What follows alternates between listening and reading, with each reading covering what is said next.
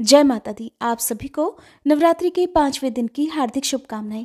देवासुर संग्राम के सेनापति भगवान स्कंद यानी भगवान कार्तिकेय जी की माता होने के कारण इन्हें स्कंद माता के नाम से जाना जाता है। ये देवी शक्ति और सुख का एहसास कराती हैं। स्कंद माता सूर्य मंडल की अधिष्ठात्री देवी हैं। इसी कारण इनके चेहरे पर तेज विद्यमान है। इनका वर्ण शुभ्र है। भगवान स्कंद को बाल रूप में गोद में बिठाए हुए ये देवी वात्सल्य से ओतप्रोत हैं। माँ की उपासना के साथ ही भगवान स्कंद की उपासना स्वयं ही पूर्ण हो जाती है, क्योंकि भगवान बाल स्वरूप में सदा ही अपनी माँ की गोद में विराजते रहते हैं।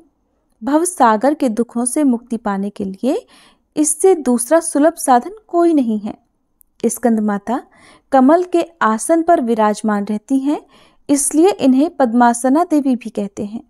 इनका वाहन भी सिंह है। इन्हें कल्याणकारी शक्ति की अधिष्ठात्री भी कहा जाता है। इन देवी की 4 भुजाएं हैं।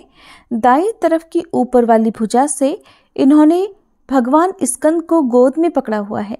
नीचे वाली भुजा में कमल का पुष्प धारण किया हुआ है। बाईं तरफ ऊपर वाली भुजा में वर मुद्रा में है और नीचे वाली भुजा में कमल का पुष्प है। देवासुर संग्राम में तारकासुर नाम के दैत्य का वध करने के लिए ही भगवान स्कंद की उत्पत्ति हुई थी। प्राचीन कथा के अनुसार कार्तिकेय जी का जन्म भगवान शिव और देवी पार्वती से दूर सरकंडे के एक वन में हुआ था। उस बालक के 6 मुख थे। उस वन में कृतिकाएं रहती थीं। कृतिकाओं को जब वह 6 मुख वाला बालक मिला तब उन्होंने उसका पालन किया था। इसी वजह से बालक का नाम कार्तिकेय पड़ गया। भगवान शिव और देवी पार्वती से दूर रहकर वह बालक अब बड़ा होने लगा। कृतिकाएं बहुत अच्छी तरह से बालक का ध्यान रखती थीं। एक दिन शिव जी को अपनी संतान के बारे में पता चला। संतान के बारे में जानकारी मिलते ही शिव जी ने अपने सेवकों को तुरंत ही सरकंडे के वन में भेजा और बालक को लेकर आने के लिए कहा। शिव जी के दूत वीरभद्र, विशालाक्ष, शंभुकर्ण, नंदीश्वर, गोकर्णाश, दधिमुख आदि सरकंडे के वन में पहुंचे और कृतिकाओं के साथ कार्तिकेय स्वामी जी को लेकर शिव जी के पास वापस लौट आए।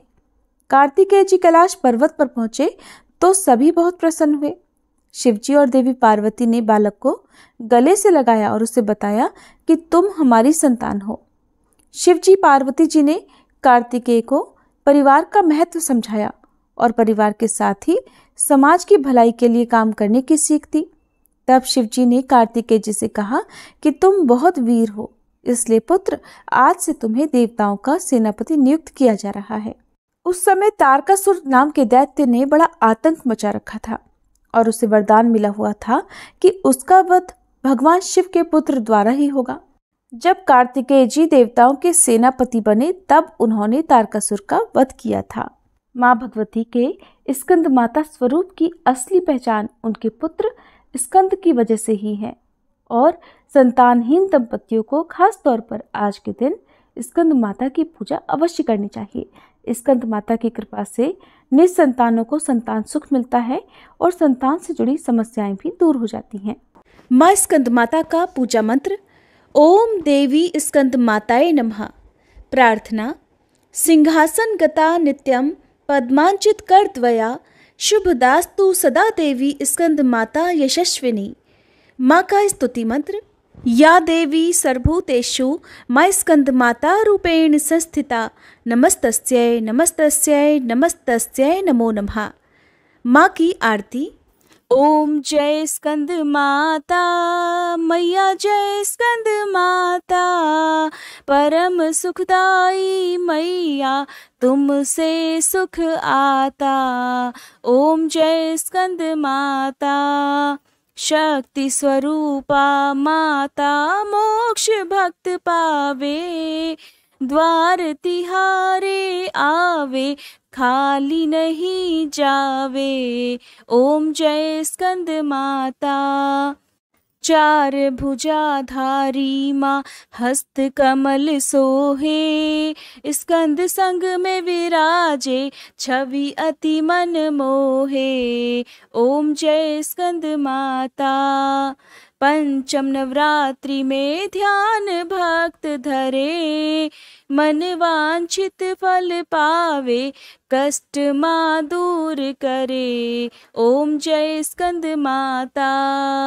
रूप निराला है माँ का जन गुण गान करे, कर दो कृपा हे मैया तुम्हारे द्वार खड़े। ओम जय स्कंद माता। विपदा हरती हो मैया जो मन से ध्यान करे, साधक नित हर्षाए जय जय माँ की करे। ओम जय स्कंद माता।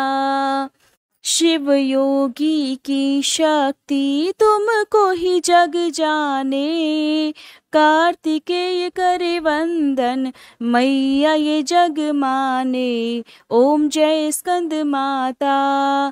तुम्हारी कृपा से धर्म हर पल ही जीते, तुम्हारी इच्छा से हम सब भक्ति रस पीते। ओम जय स्कंद माता। स्कंद माता की आरती जो मन से गाए, भव बंधन से छूटे नित सुख वो पाए। ओम जय स्कंद माता। ओम जय स्कंद माता। मैया जय स्कंद माता। परम सुखदाई मैया तुमसे है सुख आता। ओम जय स्कंद माता। मैया जय स्कंद माता। प्रिय भक्तजनों, अब हम सभी मिलकर माता रानी से क्षमा याचना करते हैं, ताकि हमारे द्वारा हुई किसी भी गलती के लिए माता रानी हमें क्षमा कर सकें। हे परमेश्वरी, मेरे द्वारा रात दिन सहस्त्रों अपराध होते रहे हैं, अतः आप मुझे अपनी सेवक समझकर कृपा पूर्वक मेरे उन अपराधों को क्षमा करो। न तो मैं आह्वान करना ही जानती हूँ, न विसर्जन करना ही जानती हूँ, और न पूजा ही करना जानती हूँ। हे परमेश्वरी, मुझे क्षमा करो। हे सुरेश्वरी, मैंने जो मंत्रहीन, क्रियाहीन और भक्तिहीन पूजन किया है वह सब आपकी दया से पूर्ण हो। सैकड़ों अपराध करके भी भक्त आपकी शरण में आकर केवल जगदम्ब कहकर ही मोक्ष को प्राप्त करते हैं, जिसे ब्रह्मादि देवगण भी पाने में असमर्थ होते हैं। हे जगदम्बिके, मैं अपराधी हूँ, किंतु आपकी शरण में आई हूँ, अतः इस समय मैं दया की पात्र हूँ। आप जैसा चाहो वैसा करो। अज्ञानवश या बुद्धि भ्रम होने के कारण भूल से मैंने जो कुछ भी कम या अधिक कर दिया हो, हे देवी, हे परमेश्वरी, सब अपराध क्षमा करो और प्रसन्न हो। हे जगन्माता, हे कामेश्वरी, सच्चिदानंद स्वरूपिणी परमेश्वरी, आप प्रेम पूर्वक मेरी यह पूजा स्वीकार करो और मुझ पर प्रसन्न हो। आप गुप्त से भी गुप्त वस्तु की रक्षा करने वाली हो। आप मेरे किए हुए इस जप को ग्रहण करके मेरे सभी अपराधों को क्षमा करो। हे देवी, हे महेश्वरी, आपकी कृपा से मुझे सिद्धि की प्राप्ति हो।